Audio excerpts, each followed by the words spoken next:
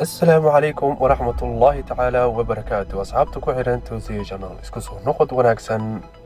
إن عبارة أي هودا كوكلا مقلين إن شاء الله waxaan rajaynayaa in ay barnaamijyada iyo sheekooyinkii ay idiin soo gudbin jirnay ay noqon doonaan kuwa taxane ah oonan kala go'i doonin insha allah maanta sheekadeenna waxaynu ku soo qaadanaynaa boqortooyadii roomanka ahayd waxay ahayd boqortooyo aad u adag waxa ay wareegi jireen dadkeeda suuqyada waxa ayna soo iibsan jireen addooman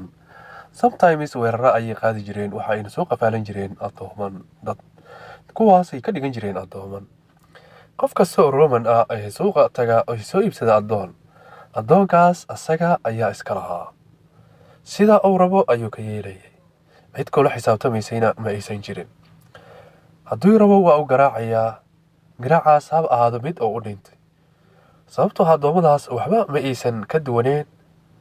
xayawaanaadka ay dhaqdaan marka waxaa ka mid ahaa addoomankaas nin lagu magacaabi jiray Andriano oo waagi asalkiisii ka soo jeeday dad iska ladan ayaa markii dambe waxa uu u noqday addoon dadkii ka mid ahaa Roomanka waxaa iibsaday nin aad iyo aad u adag oo xumaantii ay ka badatay Andriano xoogaa waxaa ku jirtay madax taag ninkaasna waxa uu samayn jiray waa uu garaaci jiray dharka ayuu ka bixin jiray meel baraf ah ayuu geyn jiray markii uu barafkaas ku dhaco oo aad iyo aad u qarqarana bir ayuu indoo dab gashado oo gubi jiray intaas waxaa sii dheereed qof kasta oo isku dayo in uu ka baxsado addoonnimadaas oo cararo waa la soo qaban jiray haddii la soo qabtana meel saylad ah oo libaax lagu hayo ayaa lagu duuri jiray waxaana cuni jiray libaaxaas waxaana arrintaas loo samayn jiray waxay ahayd in addoomankan kale ee meesha jooga aysan isku dayin in ay baxsadaan Andriano waxaas oo dhan waa uu la socday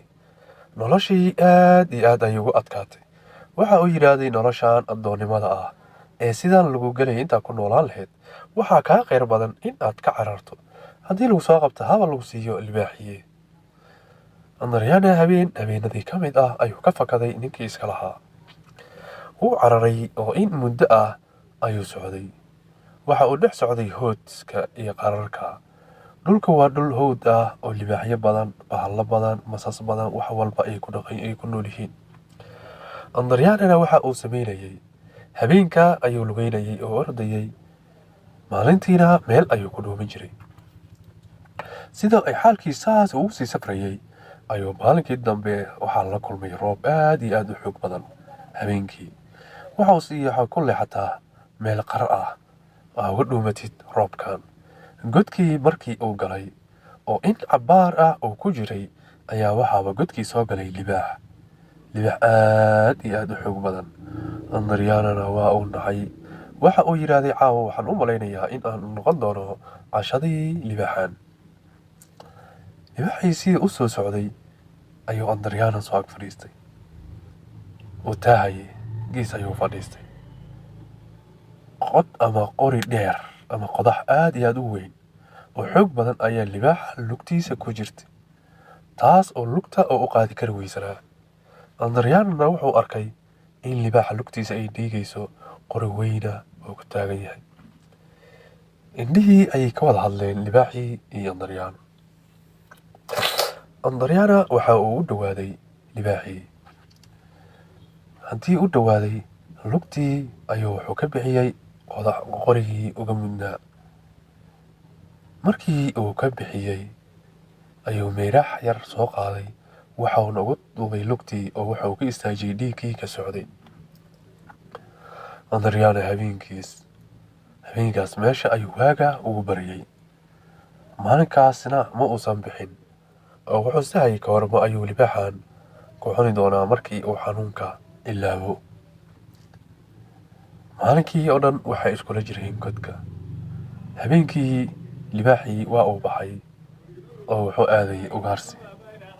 ugaartiisii ayuu soo diladay ugaar kalena asaga oo wado ay wuxuu u keenay Andriano si uu cuno Andriano dab ayuu shitay waxa uu iska karsaday ugaartii loo keenay meeshiisaas kama uusan tegin oo waxay ku qaadatay in muddo ah in uu meeshaas joogo maar alla keenana waxaa baxo libaaxii wuu soo ugaaraa asagana wixiisa uu soo cunaa andaryaanana waxaa u keenaa wixii uu cuni lahaa. markii in 2 bilood ah ay meesha ku jireen ayaa maalinkii dambe libaaxii sidii uu u baxay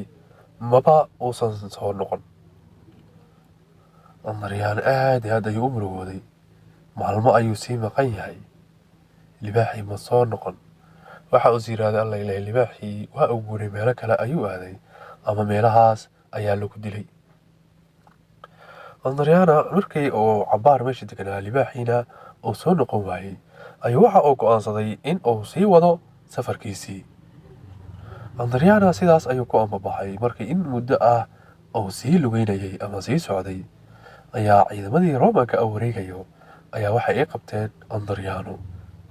sababta waxa ay dareemeen inuu yahay adoon soo fakaday. kadibna waxay u soo celiyeen magaaladii haddii la keenay andaryaano waxaa la geeyey xabsi. 2 maalinna markuu xirnaa dadkii ayaa la isugu wacay addoomankii la haystay bulshadii magaalada si ay u arkaan andaryaano sida loo cunayo ee uu libaaxan u cunayo. kadibna libaaxii ayaa andaryaano lagu diray. andaryaanana waa uu xirxirnaa barxadda dhexdeeda ayuuna fadhiyey isaga oo murugaysan niyeystayna maanta in uu dhimanayo ayaa libaaxii oo gaajaysan soo orday. markuu soo dhow yahay ayuu orodkii yareeyey uuna ag fadhiisay isagoo carabka soo bixiyey oo madaxa ka liifayo. andaryaanana markii uu arkay libaaxii inuu soo dhowaaday ayuu waxa ogaaday in uu yahay midkii ay saaxiibada ku ahaayeen godkii ku yaalay duurka. waa uu farxay. dadkiina waa ay qayliyeen oo waxay dhaheen ninkan waa nin mucjiso wato, maxaad ka rabtiin? haddii uu libaaxii aa ku darteen cuni waayey ma iska sii daysaan? boqortooyadiina andaryaana waa iska fasaxeen. markii la sii daayey ayuu waxa uu yidhaahday waxaan rabaa libaaxiga in aan libaaxan sii wato. kadib waa uu soo kaxaysay libaaxii waxa uu la imaaday gurigaas ee magaalada boqortooyadii ay ka siisay. ay dhaheen si xorriyad ah ugu noolaaw adiga oo addoon ahayn. libaaxiina wuxuu magaaladii ka noqday caan oo waxaa la oran jiray libaaxii andaryaano. guriga ayuu u joogi jiray isagana wixii hilib u helo ayuu u keeni jiray. sidaas ayayna noloshiisii isku beddeshay oo uu ka mid noqday dadkii magaalada deganaa isaga oo xor ah. halkaas ayaanu ku soo khatimaynaa sheekadeena maanta.